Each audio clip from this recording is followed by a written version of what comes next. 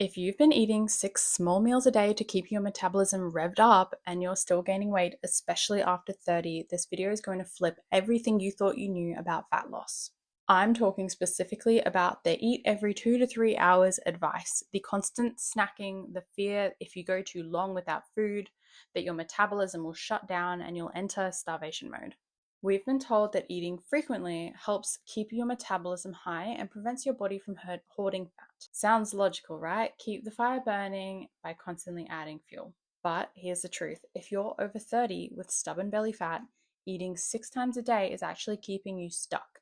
It's spiking your insulin all day long, locking you in fat storage mode. So in this video, I'm breaking down why the graze all day advice is outdated, what's actually happening with your insulin when you eat frequently, how I lost 14 kilos by doing the opposite, and exactly how you can structure your meals to finally see results. Quick intro, I'm Kim. A couple years ago, I was stuck in this exact cycle. I tried every diet, I counted every calorie, I did the high carb, low fat thing, I ate 6 times a day, and my body just wouldn't budge.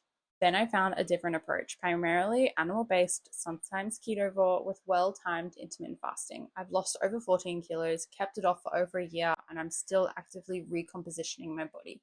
I'm building muscle and losing fat and improving my metabolic health. My approach is based on science-backed metabolic principles, not trends. This isn't about restriction. It is about working with your hormones. And I've taken everything that I've learned and put it into a bit of a coaching plan. I'll link some resources in the description if you want to dive a little bit deeper after this video. All right, let's get into it. What's actually happening when you eat 6 times a day? Here is what I didn't understand for years. Every time you eat, especially carbs, you spike your insulin. Insulin is your fat storage hormone. Its job is to clear out glucose from your blood and either use it for energy or store it. If you're eating every 2 to 3 hours, insulin is constantly elevated all day. That is a lot of time that you should be burning fat instead. Your body can only handle about 1 teaspoon of glucose or sugar in your bloodstream at a time. That is roughly the amount of an apple.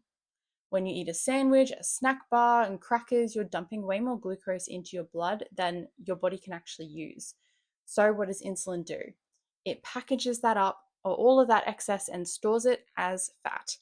And as long as insulin is high, your body cannot access stored fat for fuel. You're literally locked out of your own fat cells. That's why you can be eating healthy in a calorie deficit, doing everything right, and still be gaining weight around your middle. You're not burning fat for fuel, you are storing it meal after meal after meal all day long. So, what happens when you stop eating so often? When you stop eating for 4 to 6 hours between meals and extend your fast overnight to maybe about 14 or 16 hours, your insulin finally drops. And when your insulin drops, your body switches from store everything mode to burn what we've got mode. This is called metabolic flexibility, and it is the key to sustainable fat loss. Here's what changed for me. I stopped snacking between meals. I ate 2 to 3 satisfying meals every day, centered around proteins and fats, healthy fats. I gradually extended my fasting window to about 16 hours, eating from like 12 p.m. to 8 p.m., although I eventually moved that up a bit further so that I was eating from about 10 a.m. to 6 p.m. I saved carbs for dinner, so I wasn't spiking my insulin in the morning. And the result was that my hunger regulated itself. I stopped feeling hangry every 2 hours. My belly fat literally melted off. The energy was stable and I felt better, not deprived or exhausted. So here's the simple framework. Start by eliminating snacks. Eat 3 meals a day, about 4 to 5 hours apart. That alone will give your body and your insulin time to drop between meals. Then, once that feels comfortable, push breakfast back a little bit, maybe 30 minutes, then an hour, and ease into 14-hour fasting window. Work up to 16 hours if it feels good. And this is crucial for women. Don't do the same fast every single day. Your body will adapt really quickly. Mix it up and base this on your cycle, your energy, and your schedule. Some days I do 16-8. Some days I eat breakfast earlier. Some days I do 18 hours, and I've even done 36-hour fast or 40-hour fast. This just keeps your metabolism guessing. This isn't just about weight loss. It is managing insulin, which helps to prevent type 2 diabetes, improves hormones, helps PCOS, hypothyroid symptoms, reduces inflammation, and supports brain health. You want to be the oldest person at the gym, not the youngest in the nursing home. And once you're metabolically flexible, you can go out and enjoy carbs, go out to dinner, take a break, and your body doesn't freak out and gain everything back. But where did we learn the opposite of all of this? I grew up hearing this. My mum followed Weight Watchers rigorously. She told me I was a grazer, that humans were grazers, that if I stopped eating for too long, my metabolism would simply shut down. And it's not her fault. She was doing what the weight loss industry told her, but that advice keeps people stuck. The high carb, low fat, eat constantly model just creates a cycle of losing and gaining the same 10 kilos over and over again. The weight loss companies love that cycle because it keeps you coming back. Here's what they didn't tell us. Humans were not designed to eat all day. Our ancestors went long stretches without food, and their bodies adapted by burning stored fat efficiently. High fat, low carb eating with extended breaks from food is actually how we were designed to eat. It's only in the last 50 to 60 years that we've been told to load up on grains and fear fat. I actually use this low carb food pyramid from the Low Carb Down Under website. It's healthy fats and proteins at the base, non-starchy veggies in the middle, grains and starches at the very top. That's what I eat about 90% of the time now, and it is not restrictive. It's just different from what we've been conditioned to believe. So let's just quickly talk about how to fast as a woman, because this is where most advice gets it wrong. Women can't fast the same way men do. Our hormones are more sensitive. If you push fasting a bit too hard at the wrong time of the month, you can raise cortisol, disrupt your cycle, and stall fat loss. I teach this method of fasting for women. During your follicular phase, you can do longer fasts, 16-8, 18-6, even 24 hours. During ovulation, keep it moderate, like 14 to 16 hours max.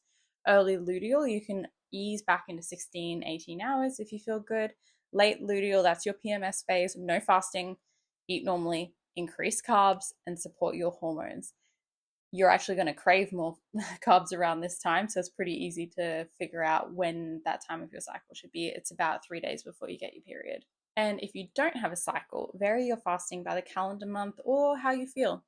The key is not to do the same fast every single day.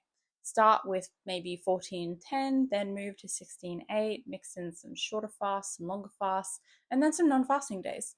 Listen to your body. If you feel shaky or lightheaded, just eat something. The easiest way to get rid of hyperglycemia is eat. And speaking of eating, let me touch on the biggest mistake that I see.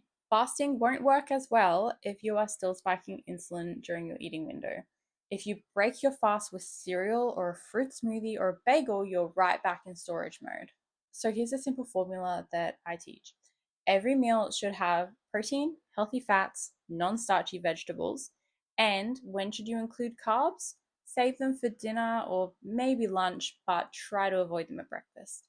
Focus on nature's carbs, sweet potatoes, berries, squash.